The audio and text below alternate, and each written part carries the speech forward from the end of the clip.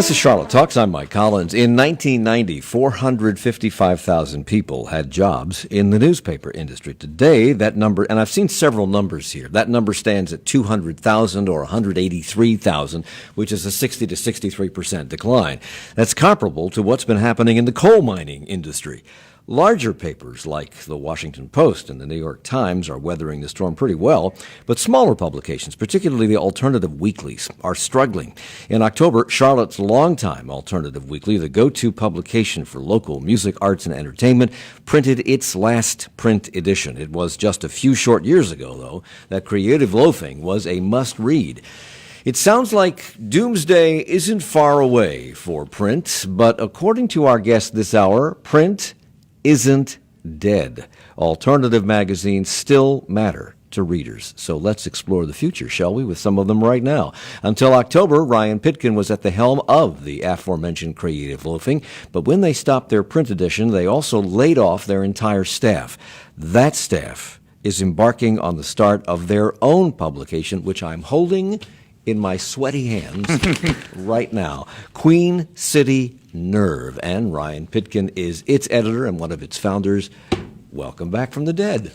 Absolutely. My hands are still a little bit black and will be black later today because I've been delivering papers all the last 2 days. It does rub off on your fingers. It does, especially when you're holding hundreds of them. Now, Ryan Pitkin is here. Emma Way is the editor of Charlotte Magazine. She is also with us. Good morning to you. Good morning. And Herb White is the editor of the longtime Charlotte Post. Welcome to you as well. Thank you. Good morning. Good morning. If you'd like to join our conversation, you can do so at Charlotte Talks at WFAE.org. Get to us on Facebook at WFAE. Get to us through Twitter at Charlotte Talks. You can also watch us on Facebook Live.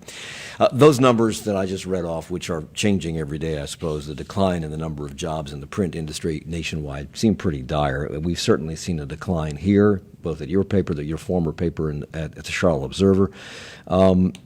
There seemed to have the Creative Loafing debacle seemed to have happened really quickly, overnight, and without warning. Did it seem that way to you inside the publication? It did. There were sort of signs of it coming, just sort of odd things that were out of the norm, telling us to back up all of our templates and this and that and all of our content onto servers from past issues onto other hard drives. That was a little weird.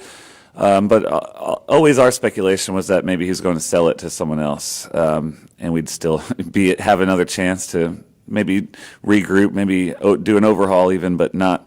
We didn't see really that coming where we went to print one day and 5 minutes later knocked on the door and told us it was no more. And just pack up your things. Right, absolutely. When Creative Loafing released its last print edition, it was followed by that announcement that they would continue their mission online, laid off the entire staff. So how do you produce a publication online with no staff? That's a good question, and that's something I'm looking forward to seeing in the coming year. But I can't really speak to it. I wouldn't want to try. So it's no secret, I suppose, that in the last several years of Creative Loafing, it was kind of a pale version of what it used to be in its most robust years. And we've watched newspapers around the country go through this whole situation, too, particularly some of the mid-level papers in towns our size, not the Washington Post, although I'm sure they've gone through their struggles as well. What is driving this? Why don't people want to read? Why don't they want to hold this in their hands and read it? To be honest, and I don't want to just take over the whole conversation. You guys can definitely pitch in your ideas on that. Okay. But you're the victim, right?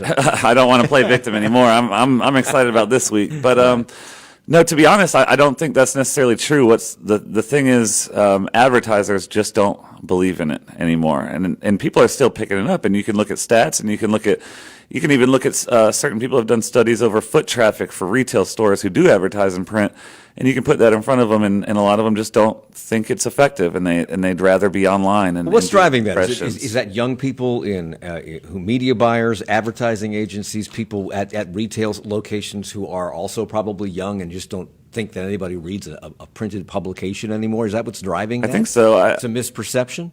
Yeah, I think it's almost like a self-fulfilling prophecy. I think once you get that narrative going, and that's not the only thing. There's other aspects, obviously, when it comes to alt weeklies. There's the ending of the classified sections played a big role in this and that.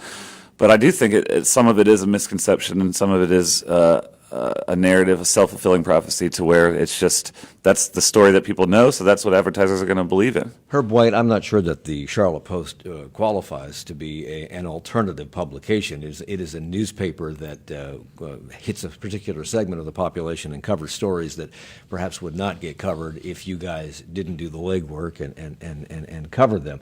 But what has been the impact of this move away, or this impression that people don't read anymore? What has it been to your advertising staff, or your advertising what's the right word? I wonder the amount of advertising in the publication. What's it been to that? What's the loss of classifieds been to you? Well, it's a little different with us because what we do hasn't really changed in terms of what we cover, how we cover it. We still have a very loyal, long-time base of readers. However, it is getting older, and you are now in the position of having to gin up new readers. And so it's kind of a transition thing as far as we're concerned, where you have this core group that's now getting up in years, but you have to keep it going. And so you have to kind of shift gears. And technology has opened the door for us in many aspects, because now, in addition to what we do in print, we also have that digital aspect now, where we can go out and get that segment of readers that we may have missed in the past. And so for us, it's all about numbers, and we use those numbers to go to advertisers and say, look, this is what we're reaching. And with the Post, print is still where it's at as far as advertisers are concerned. Okay. So for us, it's kind of a thing where we can leverage technology to boost our antiquated old print edition and still drive numbers. You're not helping when you say antiquated old. Well, to a lot of people, it's antiquated, because you do have a certain segment of folks out there who have never picked up a print edition of anything. And so for us, it's all about trying to reach them. And when it's almost like planting a flag. And when you brand it, people will go to that brand. Right. And paper is where they go. Creative loafing had their crisis at the age of 31. The Charlotte Post has been around for a long time. We'll talk about that in a second. You've been around at Charlotte Magazine, Emma, for 50 years. I didn't know that. 50 years is a long time. Yeah, we celebrated our 50th anniversary this September.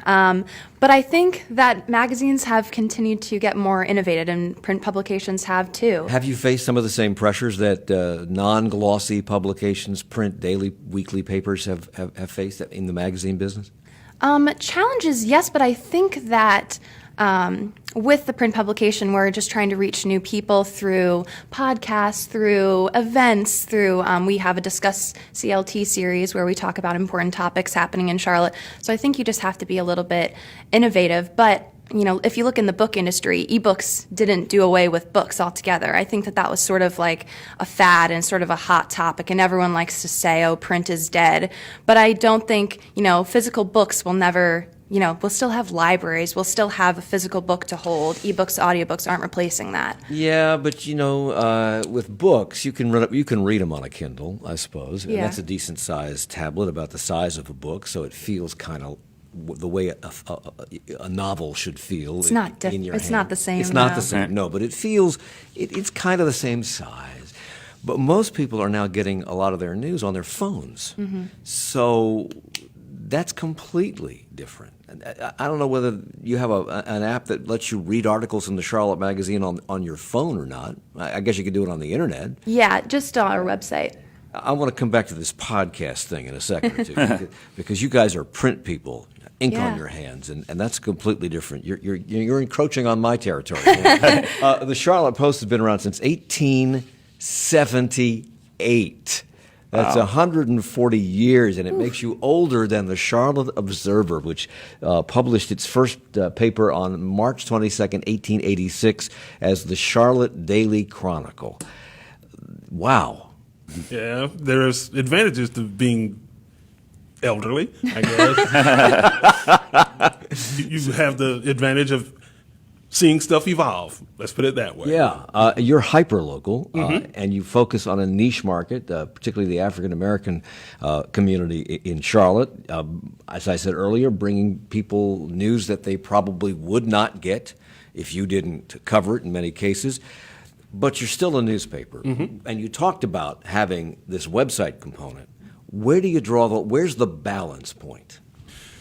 It's kind of tricky because we have moved to the point now where we consider ourselves a communications company, not a newspaper. We too have podcasts. We also do social media, all the other things that even a YouTube channel. And so to us, if news is breaking right now, we can cover it right now, get it up onto the website and all the other things that everybody else can do. And that's what I'm talking about in terms of technology and leveraging it. We have to take a break. When we come back, I want to talk about that, because the balance point not only is where you find a balance between the print and the other aspects of delivering the news, the other platforms, but also when you make a decision to stop with this print nonsense. My words, not yours. We're coming right back at Charlotte Talks on WFAE.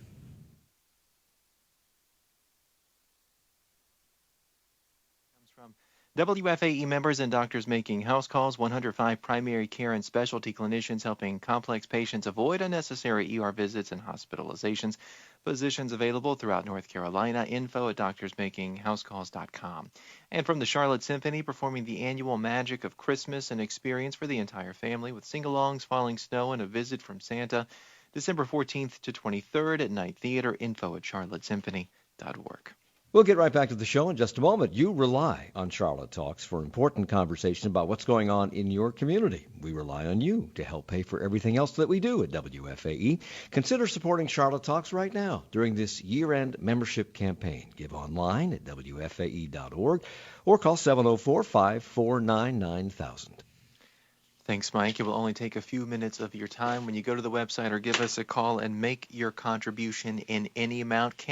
Will your budget allow for a $5 a month donation to WFAE, or how about a $10 or $15 a month? If so, great. We'd love to hear from you. We will take those dollars and turn them into future conversations on Charlotte Talks. And we've got thank you gifts at every sustaining member level as well. You can check out all the gifts at WFAE.org. I'm Marshall Terry. Joining me in the studio is Megan Batchelor. Hey, Megan. Hi, Marshall. Thanks for joining us for Charlotte Talks today. We are waiting for you to join us as a member of this programming. Charlotte Talks celebrated its 20th anniversary this year. We are so proud of the programming that we produce every single weekday here on Charlotte Talks. We know that you enjoy it. I always tell everyone that Charlotte Talks was kind of my crash course into life in Charlotte when I first moved here. If this sounds like you, if you are a Charlotte Talks fanatic, we are asking you to support this programming with your contribution. 704-549-9000, WFAE.org. We have a goal of $2,000 this hour of Charlotte Talks. With several contributions in already, we have $1,410 to go. I want to say thank you to Leslie and Michael. They say they have a long commute and WFAE is the only thing that gets them through that drive. Also, thank you to Georgine in Hickory, Angelina in Charlotte, and Elizabeth in Charlotte. We would love to thank you next with your vote of support. 704-549-9000. We often hear stories from listeners about keeping those listeners company on long commutes. Sure. If that sounds like you, we need to hear from you. Yep. What is that worth to you? $5 a month, $10 a month? If you can afford to do a $15 a month donation, we will happily send you the new Charlotte Talks umbrella. You can see a picture of it online at WFAE.org. If you can be slightly more generous, $20 a month, we will send you the Charlotte Talks t-shirt. Check out that and all the other thank you gifts at WFAE.org, or give us a call, 704-549-9000. Of course, we're talking about sustaining memberships here, Megan, when listeners decide to give a monthly amount. And when we do hear from you, actually a gift in any amount, sustaining or not, we will enter you into the drawing for our Winter Wonder gift card bundle, more than $3,000 worth of gift cards from area businesses. If we hear from you with a pledge in any amount at 704-549-9000 or WFAE.org. You can go to WFAE.org and see some of those vendors, some of those people who have given us gift cards. We've got 4 tickets to go see the Charlotte Ballet's Nutcracker. We've got passes to Daniel Stowe Botanical Garden. We've got $250 in gift cards to the Antiquarian, a local jeweler. Taylor Richardson Conger. There is a TV in this package. It is a wonderful bundle of items. You can be entered to win this entire bundle. The only way you'll be entered is if you contribute now. 704-549-9000 or WFAE.org. Of course, sustainers are already entered into that raffle.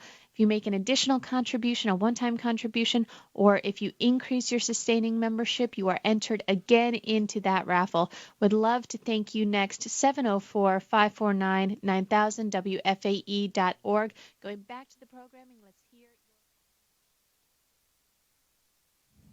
It's Charlotte Talks on listener-funded 90.7 WFAE and 90.3 WFHE. I'm Mike Collins. We're talking about the future of print, the health of alternative print journalism, particularly here in Charlotte with Ryan Pitkin, the former editor of Creative Loafing, and now the proud daddy of Queen City Nerve, the first issue of which came out yesterday or today? Yesterday. Yesterday. It's still coming out. I'll be leaving here and continuing deliveries. And this is sitting on my desk here. Is this photograph you as a child? Is it? No, but I think it's a little girl, but I just love her little smug face. Yeah. It added to the whole message. She's a paper girl. Yes. Yeah, back in the really old days. Back when 1878, probably, when that could be the Charlotte Post she's talking. Who knows? Herb White is here. He's the editor of the Charlotte Post, and Emma Way is editor of Charlotte Magazine. We're going to talk about all of this what print publications are facing. And you mentioned just before the break, Herb, that you described your company no longer as just a newspaper company. You called it a media company? Is that right? Communications company. Communications company. If you go on the website of the Charlotte Post Publishing Company, it says you are a multi-channel network of print, digital, and social media marketing platforms. Does it matter to the company?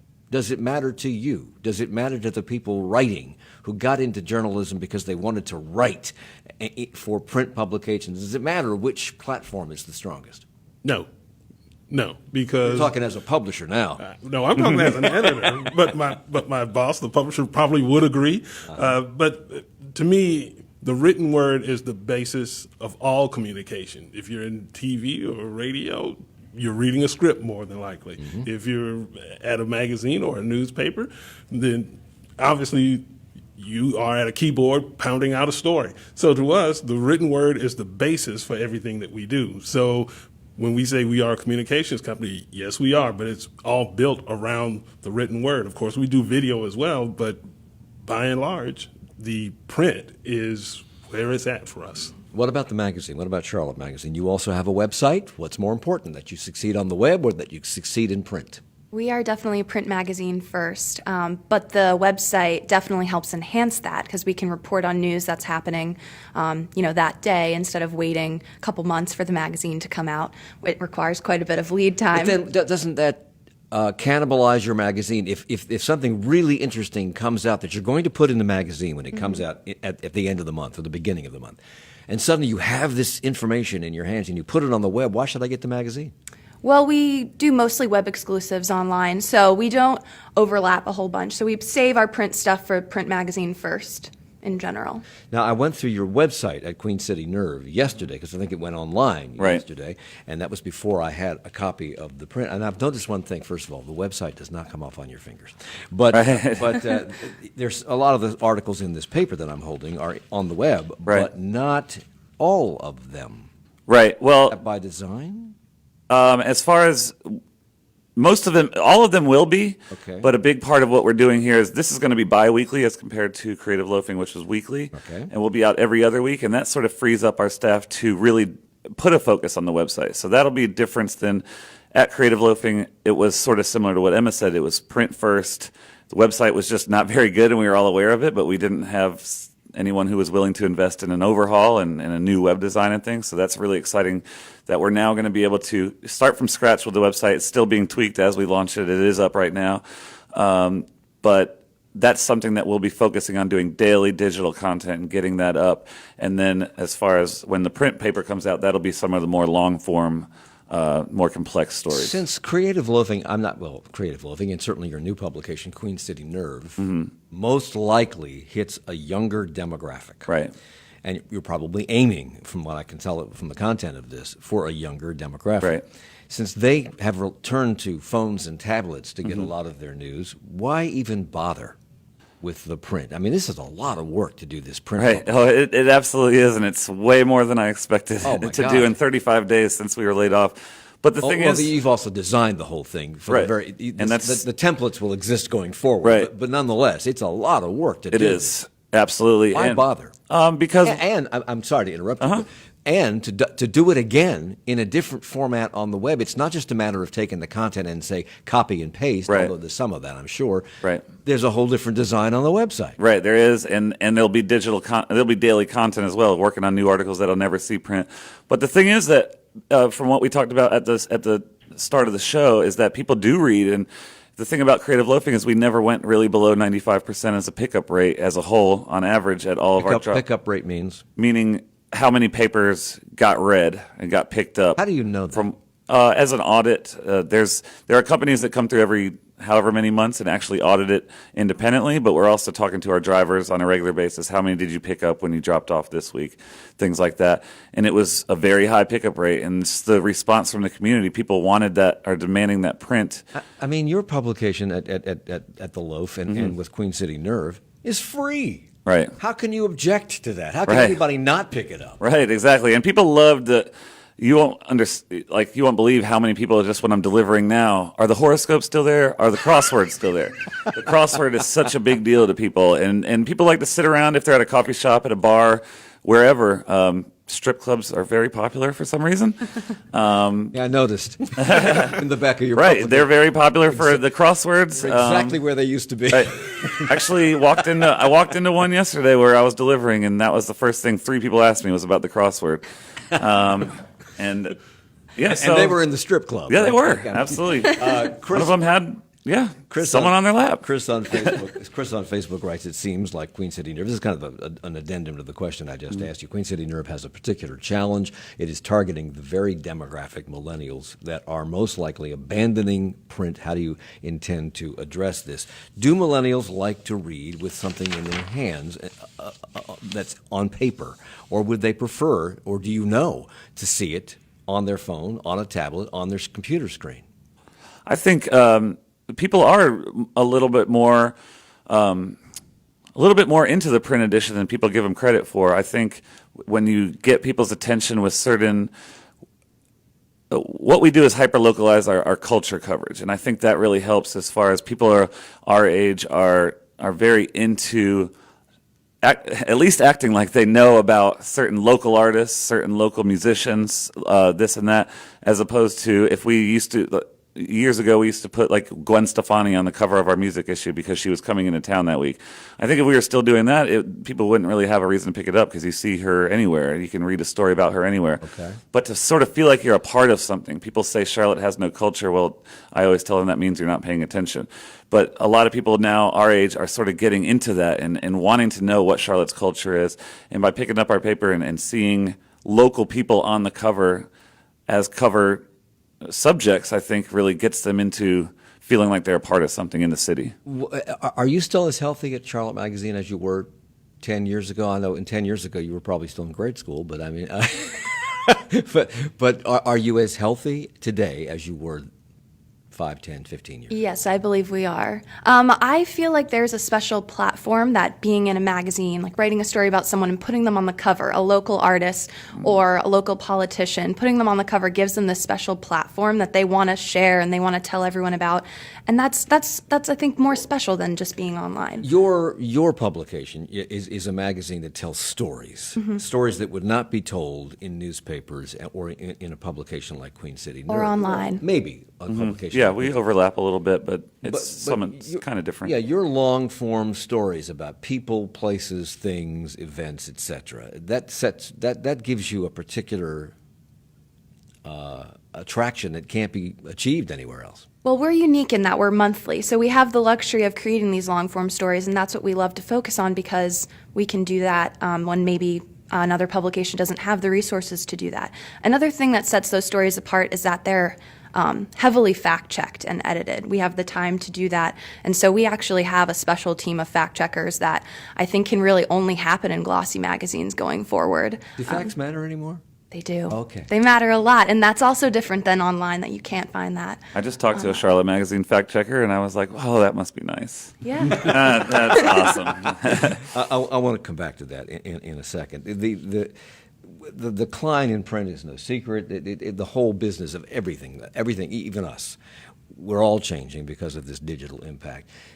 Was this exacerbated or speeded up the decline in print? Did it hasten because of the recession, or because of the rise of digital technology and what digital allows people to do instantly and to everyone at once? I think digital had more to do with it than the recession, even though publications like ours took a hit during the Great Recession. And so we all had to go deal with that. But that's a decade in the past now. So what are we going to do next is the question that we're always asking. Did newspapers and other print publications hasten the demise of their printed edition, and therefore the staffs that go along with it, because of the rush into digital?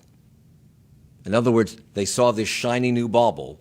We got to get on this train. I'm mixing metaphors like crazy here. We got to get on this train. We got to get on this train now or we're going to die. Yeah. They got on the train. They had no plan about how to monetize it. They had no plan about what to do about the older publication, which supported the new publication, and it began to die. Right. And it's just a self-fulfilling I think you see that prophecy. with the whole pivot to video expression that you hear a lot of whenever you hear layoffs happening in media, whether it even is just digital-only outlets. Even a smaller subset of that is, oh, we're laying off a bunch of our great writers and we're pivoting to video, only to find out that people don't really watch video that much, no matter the demographic. And I think that was hastened along by a lot of things. And then you find, oh, those writers are gone. Yeah. And nobody's watching our videos, but that's what advertisers want. They think video, so that they sort of run the game, like I was saying earlier. Lemmings off a cliff. Right. I was going to ask you about that later. Lemmings off a cliff. Yeah. Who's the lemming, advertisers or you? Advertisers with a helping hand from publishers, I think, who saw the business model as something new and, oh, well, if everybody's going to this new thing called the internet, we better try to get on it as well. And we didn't bother to do the research to find a way to monetize this new business model. And so everybody is, oh, it's free, so it should be free forever. And very little in America happens without somebody paying the freight. And so at this point, we're all paying for not really doing the due diligence way back when. Michael Rosenwald, who's a reporter for the Washington Post, writing in the Columbia Journalism Review, argues that though print newspaper readership has, in fact, declined over 20 years, perhaps it's due more to a lack of quality than a lack of interest. He says by cutting staff, eliminating sections, moving up deadlines, hours, so by the time you get the paper, the news is even older than it used to be. Publishers have communicated that print really is only useful for lining the bottoms of bird cages. Self-fulfilling prophecy? Yeah, would you plead guilty to that at all? No, we wouldn't. And my parakeet would beg to differ. He also likes his fish wrapped in it. But in terms of where we're going with this, I think that print folks have seen the light, and there is more of the long form type of reporting. There's more investigation going on, and so. But how can you afford it? I mean, investigative reporting, which is is the purview of newspapers and magazines, is something that takes a long time and legwork. And if you're printing a daily publication or a weekly publication, that story may not make the news for months. So in the meantime, these people behind the scenes are like hamsters in a cage, trying to find the details of the story, write it, get it approved, get it fact checked. And meanwhile, the paper has to keep cranking out without their help. How do you afford it? You have to find people that I like to refer to as true believers. You know, these are folks, we all know that you're not going to get rich doing this. But if you believe in the mission is the main thing. And so you have people who are willing to give up a certain amount of time to do that long form type of investigative reporting. It may take a month or 10, to pull these stories together, but you're still working at it while still doing, in essence, your day job. Multitasking in Yeah. a major way. Print in its heyday brought in tons of money in advertising dollars. Tons. It was literally a printing press for money. And I think they saw the dollar signs going forward into digital, but that really hasn't happened. Why do you think that is? That's a good. And all three of you have platforms. I do think it comes down to quality. Online, it's far too easy to type something up really quickly and press post. And so I think that advertisers are realizing that they want to put their dollars into something that's been fact-checked, that has taken a couple months, that someone that maybe has spent months working on this project But published. daily papers put out a paper every day. So they put it out 6 hours earlier online, or they continually update stories online. What's the difference? Well, you still haven't been able to get them to pay the kind of dollars they paid in print for a digital ad. I have 2 seconds. Right. Well, that is the question that needs to be answered moving forward. But it's a good question as far as digital ads. We'll come back to that and more in a moment with Ryan Pitkin from Queen City Nerve, Emma Way from Charlotte Magazine, Herb White from the Charlotte Post on Charlotte Talks on WFAE. Army of Greater Charlotte, serving families in need in the community at Christmas and throughout the year. More information at salvationarmycharlotte.org. And from artist Herb Jackson, whose exhibition Across Time is showing at Heidel Brooks Gallery through December 20th, featured are 24 paintings spanning 40 years. Details at herbjackson.com or heidelbrooks.com.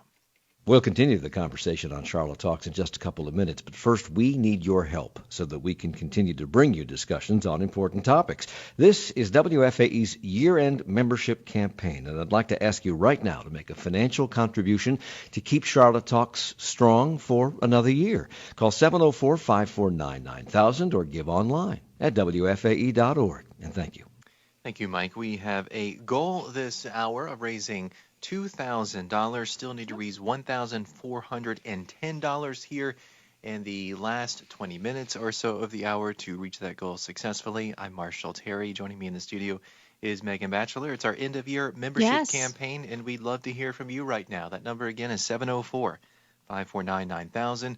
Or if you would rather do it online, please do so. WFAE.org is the place to go. Marshall, we know there are some die-hard Charlotte Talks fanatics out there. We would love to hear from you right now with your vote of confidence in this programming, your support for Charlotte Talks. 704-549-9000, WFAE.org. Your contribution right now not only helps us with this goal, not only helps us to keep Charlotte Talks strong, as a radio program each weekday, you help us go out into the community with, some of the conversations we've had over the past year and that we hope to have in future Charlotte Talks live broadcasts. You help make Charlotte Talks an excellent program. We are waiting for your contribution in support of that right now. 704-549-9000, WFAE.org. Again, we've got that Charlotte Talks 3-pack of custom pins that can be yours for $10 a month. You'll be a sustaining member of WFAE, and you will have a pin with Mike Collins' face on it.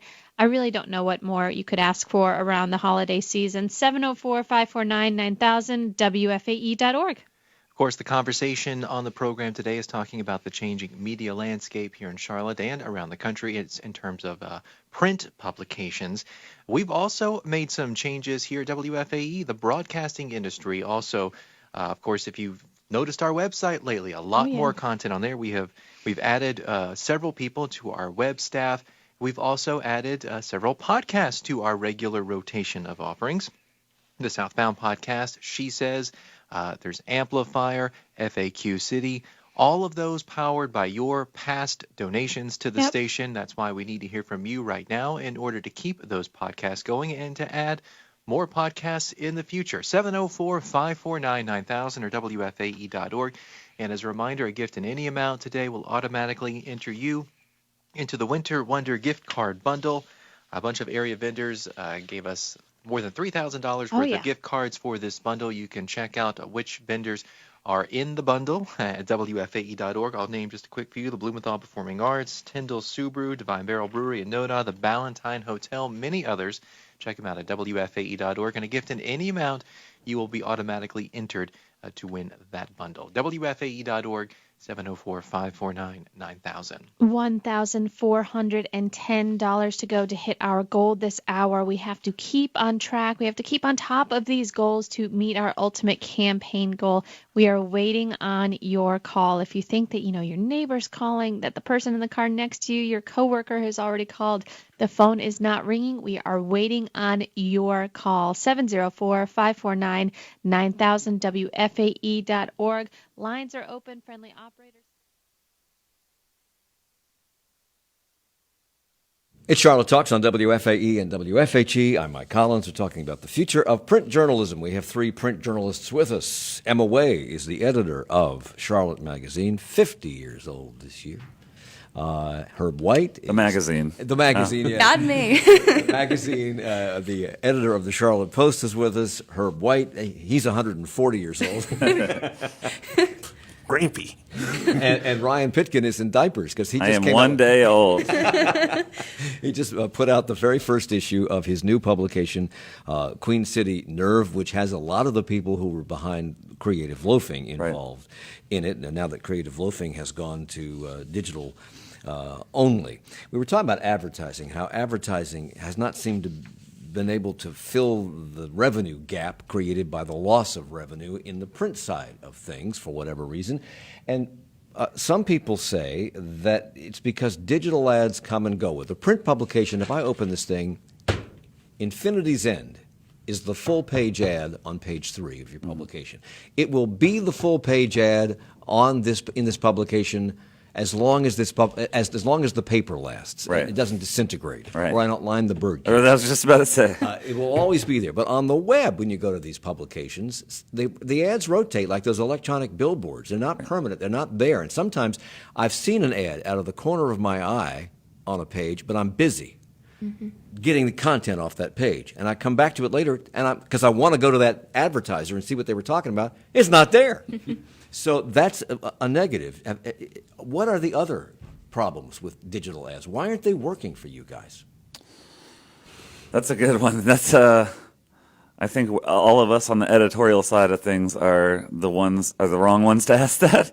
But why can't you? Now, as a new business owner, it's something I'm learning more and more about. But if the whole world, I'm putting this in quotes now, if the whole world reads on digital platforms now, and they don't read this anymore, why aren't advertisers willing to pay what they paid for a newspaper ad? I think sometimes, basically, they haven't been shown a model that works to their advantage, or at least in their estimation. And so, to me, it's... Well, is it that, or is it the fact that you can actually click through on a newspaper ad to the actual advertiser if they set it up that way, and they're not getting enough click-throughs? So they think nobody's looking at it. Yeah. Well, but now, that depends on... Is that their problem, or is that our problem as media entities? I think it's both your problem. Right. What do you think? You can't press an X on an ad in a print magazine or in a newspaper. So you really don't know if it's working. You just know that it's getting exposure. Right. That's all you know. People can't avoid looking at it. So why aren't they willing to do that? Because you can't avoid looking at some of these ads online either. So why aren't they willing to pay for the exposure, the fact that it was there, whether anybody clicked on it or not? I think that with the rise of new media platforms online that are less focused on like a magazine or a newspaper's website, they're doing new ways for advertisers online, like a pay-to-play kind of model. And so I think that that's kind of hindering maybe advertisers wanting to go to more traditional news outlets. So the three of you are in this print world, and you're in niche publications that serve different audiences with different content. How do you see yourselves fitting into the media landscape in Charlotte with television stations, the Charlotte Observer, us at WFAE? How do you see yourselves? What is your role? Emma, I'll start with you. Well, there's a media ecosystem here, and we need each one of these players. We need the Charlotte Post, we need Queen City Nerve, we need WFAE to all play their role and contribute their little niche content in order to thrive as a whole together. Without one of us, it would collapse. And I think that when people are saying, print media is dying, I think that they're missing a key piece to the puzzle, and that's like the journalists behind it. And all these journalists are like fighting, and I think that they underestimate us sometimes. Right. And as far as the question about our role, as far as the Queen City Nerve specifically and Alt Weeklies, I think it's a resource for people to look to as far as what's the cool, what are the cool things to do, and who are the cool people doing it, is one of the things. I know people sort of look down on calling it a hipster sort of outlet, but that's honestly what it is, and people want to know who's doing the things that are worth talking about and where can I go see them do it, and that's a big part of what we do and why we're important, I think.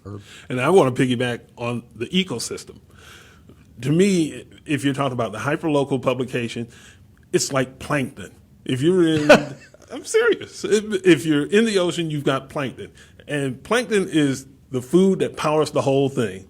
Smaller fish will eat the plankton, bigger fish will eat the smaller fish, on and on and on. You take out the plankton, the whole ocean dies. Wow. That's our role. So does it concern any of you at all that you, WFAE, all the television stations, the Charlotte Observer, the networks, the national publications that are all online, we're all becoming the same thing? You used to be a magazine. You used to be a weekly. You used to be an alternative newspaper with a niche. Now you are a paper. You are an online website. You are a television station. You're producing audio podcasts. We're all becoming the same thing. Whatever that thing is ultimately going to be called, I don't know. But we're all becoming, because we're doing the same thing. Yeah. So does it worry you? How do you distinguish yourself? I think it's very different. I didn't mean to cut you off, Emma. But I can tell the difference. When I'm reading Charlotte Magazine, I can tell the difference of when I'm reading Charlotte Post to when I'm reading Queen City Nerve. Everyone has different styles of how they do things, regardless of podcasts. I know a couple of great WFAE podcasts, and I know some other local podcasts who have different brands, and they're just not the same. But we have these news aggregators that Right. comb the web for stories, and you have their app on your phone, and you'll get articles from all these different publications, including yours, if it falls into your area of interest that you've told the app. And then you have iTunes and other areas of the Sketcher and places you can get your podcasts from. And so you don't have to go to you to get your podcast. You don't have to come to WFAE to get ours. You can go to iTunes and get our podcast and everybody else's podcast. Do you worry that it's just going to dilute it and you're just going to be somebody scattering stuff out to the wind, hoping somebody picks it up? I'm not worried, because I think that, maybe on paper it looks like our resume has the same exact things that we're all trying to offer. But I think then that will really help quality journalism rise to the top, because then people will have to choose, okay, which one do I want out of this list if they're all offering the same thing? And, I'm cautiously optimistic that that our publications will survive and readers will see the quality. A Pew Research Center survey indicates that a large majority of Americans, 69%, say the death of their local newspaper would have no impact on their ability to keep up with the information and news about their local communities. Younger adults, 18 to 29, were especially unconcerned. 75% of them said they would be unaffected by the loss of the paper. 74% of heavy technology users feel exactly the same way. But when asked about local topics and the sources they rely on for accurate news on those topics, many adults rely on newspaper websites. Right. Why then can't this be monetized? Well, but it's a very tricky slope to try to deal with these days. Because people will sweep it out. Oh, if it disappears, no big deal. But then once folks have a dog in that fight, when you have children who are going to school, when you have taxes that you have to pay, now all of a sudden you're engaged. And to me, that's where media, especially local media, it's an opportunity. And so now you have to be able to convince people this is where you need to go in order to get that information. And just look at the response after Creative Loafing closed. I mean, I don't want to speak for you, but after that closed, people came out of the woodwork and said, we need this. We'll miss it. The ecosystem won't thrive without it. It was one of those things that was just overwhelming and sort of drove us to where we are today with Queen City Nerve. And I think it is part of those stats you just said are the misconception we talked about at the top of the show, which was these people working in the advertising business are those same people answering that and saying, oh, I wouldn't be that affected. And yet they're blind to the fact that it is still as important as it's always been, and it's still as read as it's always been. So our job is to convince them that this is still a thing. And this is another statistic that gets back to something we talked about earlier. There's a woman named Iris Chi, I hope I say her name correctly, Chi, C-H-Y-I. She's a University of Texas professor and a new media researcher. She's been collecting facts, and she has researched the conclusion that print publications have done it to themselves, killing print, their core product, with all of their online focus. Her findings show that considerable interest in print persists, even among young readers. It is still the most common way, she says, of reading the news. Her findings show that among 18 to 24-year-old news readers, 19%, almost 20%, had read the print edition of their newspaper that week. Less than 8% read it digitally. 20% read the paper, Right. 8% read it digitally. Overall, 50% of readers last year opted for reading print publications. Can you guess the number of people who read news only via computer? Can you guess? Less than 10. 12. 5%. wow. Close. So maybe all this focus on digital needs to be thought about. Let me share some thoughts that have come in while we've been talking. Megan on Facebook, I still prefer print news versus just digital. It is great to thumb through a local coffee shop and not have your head in your phone. Katie on Facebook. Easier on the eyes. I still prefer print to digital. I read The Observer, Charlotte Magazine, and The Wall Street Journal. Thank you for continuing with the print tradition. Sam on Facebook, I would like to know how they respond to the rise of sponsored content on the internet and how they will combat that. Because that is one of the things that even I have been sucked into. I'll see a headline story in my aggregator app, and I'll think, that looks interesting, and I'll click on it, and I'll get halfway through it and realize, this is sponsored, this is an advertisement. Right. This is Yeah. sponsored content. Right. We've done a little bit of that at Creative Loafing, but when we do it, when it's in print, it's completely bordered around. Because, selling an ad is selling an ad, and if you want it to look editorial, that's fine, but we're going to put a border around it and put sponsored content in big letters at the very top. And if it goes online, sponsored content's going to go in the title. We don't do a whole lot of it. We're open to it, but at the same time, it's not one of those, if it happens, you're going to know about it if we do it, because we're not going to, because someone's advertising with us, we're going to come write a feature story about you. Larkin on Facebook says, not all of us young whippersnappers have abandoned print. I subscribe to The Observer, Business Journal, Charlotte Magazine, and so on, and I look forward to perusing Ryan's new handiwork as well. Where can you pick this up, by the way, Ryan? Is it the same places you could pick it up? A lot of the most popular spots, we sort of did an audit and sat down and looked at all the most popular spots for Creative Loafing and are following that model, but it's going to be less spots, but some of the biggest hot spots for it that we know of in Noda, Plaza Midwood on the west end, south end, uptown, some of your more usual suspects. The Washington Post and British Prime Minister Theresa May have all said that local journalism has become a crisis of democracy, with corporate consolidation and the downsizing of